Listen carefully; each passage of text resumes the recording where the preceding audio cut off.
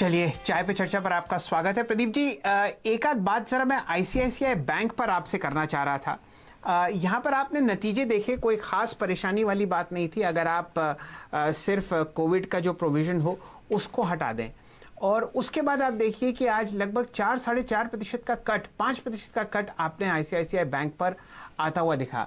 आपके हिसाब से कौन सा एक ऐसा लेवल होगा जहां पर ट्रेडर्स इंटरेस्टेड होंगे लॉन्ग साइड पर, या कुछ आपको इंस्टीट्यूशंस आते हुए दिखेंगे? क्योंकि नतीजों में अगर आप कोविड का इशू हटा दें तो ऐसा कोई प्रोविजन आपको बढ़ता हुआ नहीं दिखा। लोन ग्रोथ 10% थी, जो मैं अक्सर नंबर देखता हूं, क्योंकि वहां पर आपको पता चलता है कि आने वाले एनपीएस का क्या ट्रेंड होगा रिलेटिव टू ओवरऑल लेंडिंग।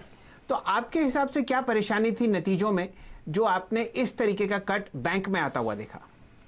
शैल जी, जो एनपीएस बढ़ते हुए नजर आए, आपको ध्यान ही होगा हमने ये एक एक्सक्लूसिव रिपोर्टिंग की थी कि कैसे एक सिंगापुर की शिपिंग कंपनी है जो एक बड़ी दिक्कत बन रही है और वहां पे एनपीएस आएंगे। वो देखिए, वो सारे एनपीएस आ गए दरअसल, और उनके लिए ज़रूरत के मुताबिक प्रोविजनिंग भी करनी पड़ी है। इसके साथ साथ बैंक ने ये भी बताया कि करीब 18 बेसिस पॉइंट से एनपीए और बढ़ जाता अगर वो आरबीआई के मॉरेटोरियम का फायदा ना उठाते। हालांकि उन्होंने उसके लिए भी प्रोविजनिंग कर दी है।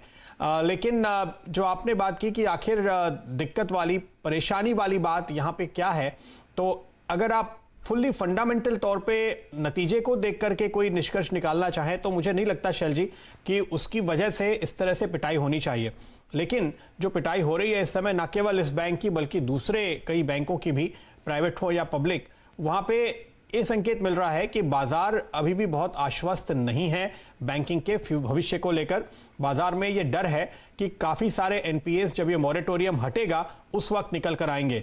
हालांकि आईसीआईसीआई बैंक का ये कहना है कि जिस सेक्टर में उन्हें बहुत ज्यादा ग्रोथ मिली है, पर्सनल लोन और क्रेडिट कार्ड, करीब 40% की सालाना ग्रोथ है, वहां पे 70% लोग ऐसे हैं जो उनके खुद के कस्टमर हैं, सालों से जुड़े हुए हैं, और उन्हें नहीं लगता कि यहाँ पे आपको कोई एनपीएस बढ़ते हुए दिखाई देंगे। लेकिन बाजार को इसका भरोसा नहीं है और लोगों को लगता है कि अगर नौकरियां जा रही हैं, अगर सैलरी कट्स हो रहे हैं तो दिक्कत तो सामने आ सकती है। और यही वजह है कि अभी भी ऐसा लगता है कि इन स्टॉक्स का एक फाइनल बॉटम नहीं बना है, और यहाँ पर एक शॉर्ट टर्म में आप एक बेयरिश ट्रेड आते हुए, बेयरिश ट्रेंड बनते हुए देख रहे हैं, जब तक कि इनके लिए कोई ढाढ़स बंधाने वाली कोई अच्छी खबर न आए। जैसे कि मैंने कहा कि आज आपको सिर्फ सिक्के का एक पहलू दिखाई दिया कि बाजार बोरोइंग की वजह से डर गया, लेकिन इस सिक्के का एक दूसरा पहलू भी है, और वो पहलू ये है कि अभी जैसे स्टैंड चार्ट जैसे कुछ बैंक्स ने रिपोर्ट निकाली है कि वो दरअसल और बोरोइंग बढ़ते हुए देख रहे हैं, और इस बार तो हो सकता है फिस्कल डेफिसिट आपको 7-7.5% तक जाता हुआ दिखाई दे। लेकिन इसकी वजह ये कि इससे स्टिमुलस की फंडिंग की जाएगी, ग्रोथ की फंडिंग की जाएगी, तो उस ग्रोथ को बाजार अभी डिस्काउंट करने के मूड में फिलहाल आता हुआ दिखाई नहीं दे रहा है।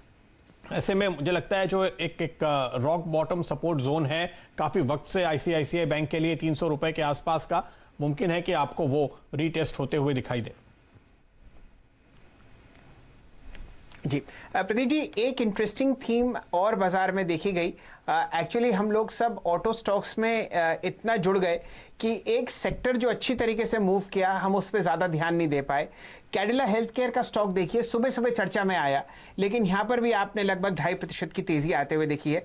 मैं उम्मीद करता हूँ कि आने वाले सत्र में आप और इसमें तेज़ी आते हुए देखेंगे। 330 पर कैडिला हेल्थ केयर आपको बंद होता हुआ दिखेगा। माफ़ कीजिए, फ्यूचर्स में लुपिन पर देखिए पोजीशंस आपको बढ़ती हुई दिख रही हैं। 851 के आसपास 2% ऊपर बंद हुआ है। टोरेंट फार्मा में आप 2.5% की तेजी आते हुए देख रहे हैं। 2400 ऑलमोस्ट 2500 रुपए के आसपास आपको टोरेंट फार्मा बंद होता हुआ दिखेगा। डिवीज लैब, औरोबिंदो फार्मा, ग्लेनमार्क, ये सब स्टॉक्स हैं जो आपको 3 या 5 दिन की करेक्शन के बाद वापस आपको अप ट्रेंड में आते हुए दिख रहे हैं। तो मे बी फार्मा और ऑटो एंसिलरीज एक ऐसा थीम है जो आप ट्यूसडे के लिए बहुत शानदार तरीके से देखते हैं फिलहाल लॉन्ग साइड पर। प्रदीप जी। बिल्कुल, तो चलिए फिलहाल आज के बाजार में आपको पॉजिटिव साइड में काफी सारी स्टोरीज मिली और कुछ दबाव वाले सेक्टर्स भी नजर आए, खास तौर पे यहां पर बैंकिंग था, और मुझे लगता है कि काफी हद तक निफ्टी का जो दारोमदार है वो फाइनेंशियल्स और बैंकिंग स्टॉक्स पर ही टिका रहने वाला है। तो कल के ट्रेड में अभी से लेकर कल सुबह तक उम्मीद करें कि आपको कुछ अच्छी खबरें, अच्छे ट्रिगर्स आते हुए दिखाई दें। फिलहाल चाय पे चर्चा में वक्त है आपसे इजाजत लेने का। नमस्कार।